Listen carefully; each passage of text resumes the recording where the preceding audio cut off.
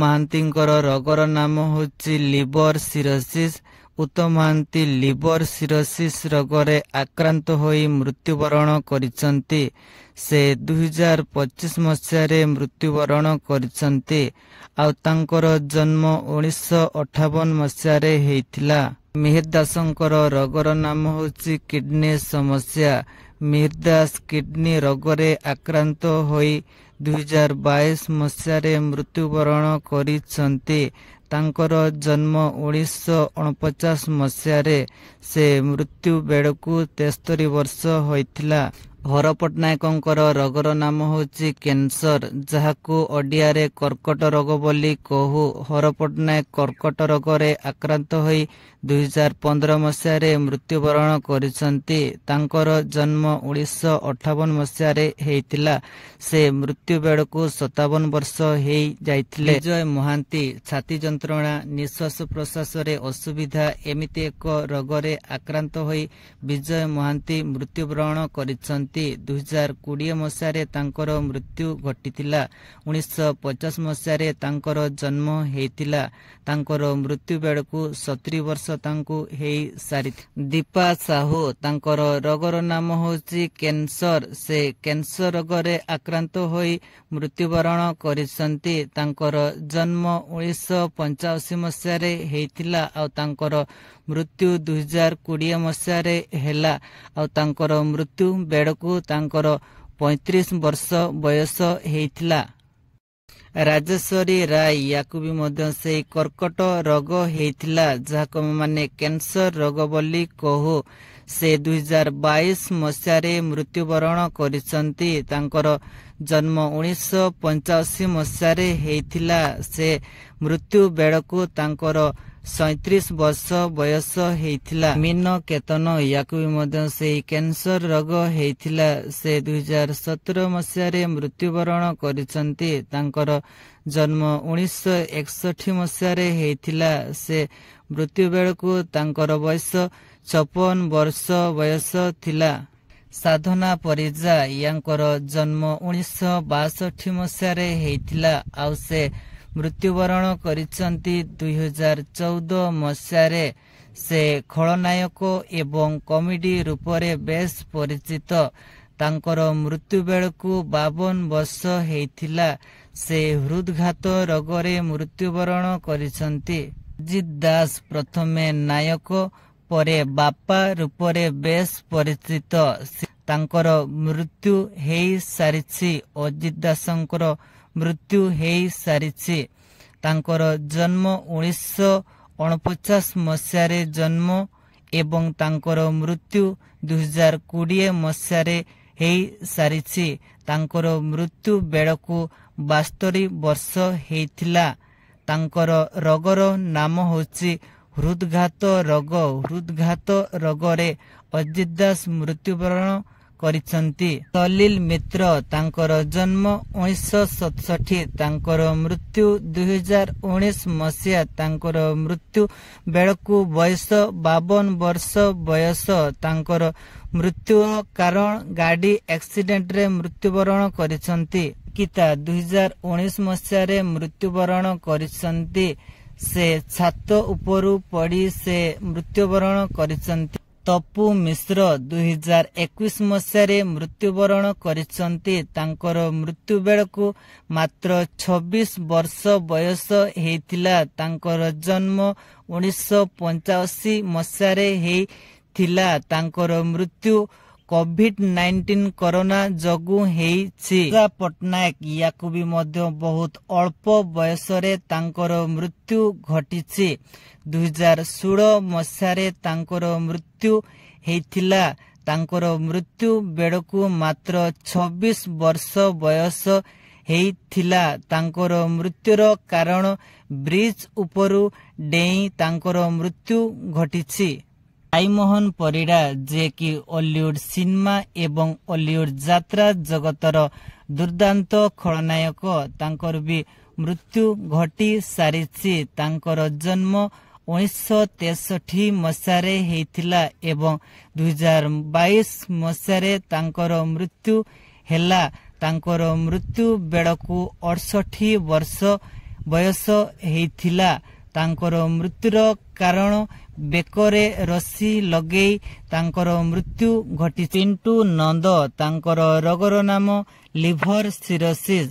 ସେ ଦୁର୍ଦାନ୍ତ ଖଳନାୟକ ଏବଂ କମେଡି ରୂପରେ ବେଶ୍ ଅଲିଉଡ୍ ସିନେମା ଜଗତରେ ପରିଚିତ। ତାଙ୍କର ଜନ୍ମ 1977 ମସିହାରେ ହେଇଥିଲା ଏବଂ 2023 ମସିହାରେ ତାଙ୍କର ମୃତ୍ୟୁ ହେଲା। ତାଙ୍କର ମୃତ୍ୟୁ ବେଳକୁ 46 ବର୍ଷ ବୟସ ହେଇଥିଲା। ଅନିତା ଦାସ ଅଲିଉଡ୍ ସିନେମା ଜଗତରେ ବେଶ୍ ମା ରୂପରେ ପରିଚିତ। ତାଙ୍କର ବି ମୃତ୍ୟୁ ଘଟି ସାରିଛି। ତାଙ୍କର ଜନ୍ମ 1953 ମସିହାରେ ହେଇଥିଲା ଏବଂ 2018 ମସିହାରେ ତାଙ୍କର ମୃତ୍ୟୁ ଘଟିଲା। ତାଙ୍କର ମୃତ୍ୟୁ ବେଳକୁ 65 ବର୍ଷ ବୟସ ହେଇଥିଲା। ତାଙ୍କର ମୃତ୍ୟୁର କାରଣ ମୃତ୍ୟୁର ରୋଗ ହେଉଛି ହୃଦଘାତ ରୋଗ। ଦେବୁ ବସ ୟାଙ୍କର ବି ମଧ୍ୟ ମୃତ୍ୟୁ ଘଟି ସାରିଛି। ଇଏ ବି ଅଲିଉଡ୍ ସିନେମା ଜଗତରେ ବେଶ୍ ବାପା ରୂପରେ ପରିଚିତ। ଅଧିକାଂଶ ସିନେମାରେ ସିଦ୍ଧାନ୍ତ ମହାପାତ୍ରଙ୍କ ବାପା ରୂପରେ ତାଙ୍କୁ ଦେଖିବାକୁ ମିଳେ। ତାଙ୍କର ଜନ୍ମ 1942 ମସିହାରେ ହେଇଥିଲା ଏବଂ 2018 ମସିହାରେ ତାଙ୍କର ମୃତ୍ୟୁ ଘଟିଲା। ତାଙ୍କର ମୃତ୍ୟୁ ବେଳକୁ 76 ବର୍ଷ ବୟସ ହେଇଥିଲା। ତାଙ୍କର ମୃତ୍ୟୁ ହୃଦଘାତ ଜନିତ ରୋଗରେ ତାଙ୍କର ମୃତ୍ୟୁ ଘଟିଲା। ମାମିନା ଶତପଥୀ ୟାଙ୍କୁ ମଧ୍ୟ ଅଲିଉଡ୍ ସିନେମା ଜଗତରେ କମେଡି ଏବଂ ଖଳନାୟକ ରୂପରେ ବେଶ୍ ପରିଚିତ। ତାଙ୍କର ବି ମଧ୍ୟ ମୃତ୍ୟୁ ଘଟି ସାରିଛି। 1967 ମସିହାରେ ତାଙ୍କର ଜନ୍ମ ହେଇଥିଲା ଏବଂ 2014 ମସିହାରେ ତାଙ୍କର ମୃତ୍ୟୁ ଘଟିଲା। ତାଙ୍କର ମୃତ୍ୟୁ ବେଳକୁ 47 ବର୍ଷ ବୟସ ହେଇଥିଲା। ତାଙ୍କର ମୃତ୍ୟୁ ହୃଦଘାତ ଜନିତ ରୋଗରେ ତାଙ୍କର ମୃତ୍ୟୁ ଘଟିଲା। ତ ଦର୍ଶକ ବନ୍ଧୁ, ଏବେ ଆପଣମାନେ ଶୁଣୁଥିଲେ ଓଡ଼ିଆ ସିନେମା ଜଗତର ବଡ଼ ବଡ଼ କଳାକାରମାନେ ସେମାନେ କେଉଁ ରୋଗରେ ଆକ୍ରାନ୍ତ ହୋଇ ତାଙ୍କର ମୃତ୍ୟୁ ଘଟିଛି, ସେମାନେ ପରଲୋକ ହେଇଯାଇଛନ୍ତି। ତ ଆପଣମାନେ ଶୁଣିବାକୁ ପାଇଲେ। ଆଉ ଏହା ବି ମଧ୍ୟ ଆପଣମାନେ ଶୁଣିବାକୁ ପାଇଲେ ଯେ ଆମର ମ୍ୟାକ୍ସିମମ୍ କଳାକାର ଯାହାକି ହୃଦଘାତ ତା ସହିତ ଲିଭର ସିରୋସିସ୍ ରୋଗ ଯାହାକି ଆମେମାନେ କହୁଛୁ ଲିଭର ଜନିତ ରୋଗରେ ମ୍ୟାକ୍ସିମମ୍ ଯାହାକି ଆମର ବଡ଼ ବଡ଼ କଳାକାରମାନଙ୍କର ଜୀବନ ନେଇଛି ସେଇ ହୃଦଘାତ ଲିଭର ସିରୋସିସ୍ ରୋଗ। ତ ତା ସହିତ ଆପଣମାନେ ଏବେ ଯଦି ଏ ଭିଡ଼ିଓ ଦେଖୁଛନ୍ତି ତ ଆପଣମାନେ ଜାଣନ୍ତି ଯାହାକି ଆମର ମ୍ୟୁଜିକ୍ ଡିରେକ୍ଟର ତା ସହିତ ଯିଏକି ଆମର ସଙ୍ଗୀତ ନିର୍ଦ୍ଦେଶକ ସହିତ ଯିଏକି ଆମର ଭଲ ସିଙ୍ଗର ଅଭିଜିତ ମଜୁମଦାରଙ୍କର ଖବର ଆପଣମାନେ ଜାଣନ୍ତି। ତ ତାଙ୍କର ରୋଗ ବି ଯଦି କହିବା ତ ତାଙ୍କର ରୋଗ ବି ସେଇ ଲିଭର ସିରୋସିସ୍। ଆପଣମାନେ ଜାଣନ୍ତି ଏବେ ନ୍ୟୁଜ୍ ଆପଣମାନେ ଦେଖୁଛନ୍ତି, ଆପଣମାନେ ଏ ଖବର ଜାଣନ୍ତି ଯେ ଅଭିଜିତ ମଜୁମଦାରଙ୍କର ବି ସେଇ ଲିଭର ସିରୋସିସ୍ ରୋଗରେ ସେ ଏବେ ପର୍ଯ୍ୟନ୍ତ ସୁସ୍ଥ ଅଛନ୍ତି, ସୁସ୍ଥ ହେଇନାହାନ୍ତି। ଆଉ ତା ସହିତ ଆପଣମାନେ ଯାହାକି କିଛି ଦିନ ପୂର୍ବେ ଯାହାକି ଆପଣମାନେ ଶୁଣିବାକୁ ପାଇଥିଲେ, ଆପଣମାନେ ଦେଖିଛନ୍ତି ଆମର ଓଡ଼ିଶାର ଓଡ଼ିଆ କମେଡି କିଙ୍ଗ ପପୁ ପମଙ୍କ ପାଖରେ ବି ଏଇ ଜିନିଷ ଦେଖାଯାଇଥିଲା ଯାହାକି ତାଙ୍କର ବି ଲିଭର ସିରୋସିସ୍ ରୋଗରେ ସେ ଆକ୍ରାନ୍ତ ହୋଇ ଯାହାକି କେମିତି ଅବସ୍ଥାରେ ସେ ଥିଲେ। ତ ସେ ଜୀବନ ଯୁଦ୍ଧରେ ସେ ଜିତି ଯାଇଛି, ସେ ଏବେ ପର୍ଯ୍ୟନ୍ତ ଆମ ପାଖରେ ଅଛନ୍ତି। ତ ଆପଣମାନେ ଏଇ ଭିଡ଼ିଓରେ ମୋର କହିବାର ଅର୍ଥ ଏହା ଯେ ଏହା ହିଁ ମୁଁ କହିବାକୁ ଚାହେଁ ଯେ ଆପଣମାନେ ଏବେ ଯେତିକି ବି କଳାକାରମାନେ ମୃତ୍ୟୁବରଣ କରିଛନ୍ତି ତ ମ୍ୟାକ୍ସିମମଲି ଯାହାକି ଲିଭର ସିରୋସିସ୍ ରୋଗ ତାଙ୍କର ଜୀବନ ନେଇଛି। ଆଉ ତା ସହିତ ଏବେ ବି ଯାହାକି ଆମର ବଡ଼ ବଡ଼ କଳାକାରମାନେ ରହିଛନ୍ତି ଓଡ଼ିଶାରେ ତାଙ୍କର ଜୀବନ ଉପରେ ବି ଯାହାକି ଏଇ ଲିଭର ସିରୋସିସ୍ ଯାହାକି ବହୁତ ହିଁ ମାତ୍ରାରେ ଆକ୍ରମଣ କରୁଛି। ତ ସେଇଟାର ମେନ୍ ହେଉଛି ଯାହାକି ଆମର ମଦ୍ୟପାନ। ତ ମଦ୍ୟପାନରୁ ଟିକେ ଦୂରେଇ ରୁହନ୍ତୁ। ତ ମଦ୍ୟପାନ ଯଦି କିଏ ମଦ୍ୟପାନ ନ କରେ ତ ହୁଏତ ଏଭଳି ଯାହାକି ରୋଗ ଆକ୍ରାନ୍ତ ନ କରିପାରେ। ଆଉ ତା ସହିତ ଯାହାକି ଆମର ଚିନ୍ତା, ତ ଚିନ୍ତାର ବହୁତ ବଡ଼ ପ୍ରୋବ୍ଲେମ୍ ଆପଣମାନେ ଦେଖିବାକୁ ପାଇଲେ ଏବଂ ଯାହାକି ଏବେ ଶୁଣିବାକୁ ପାଇଲେ ଯେ ହୃଦଘାତ।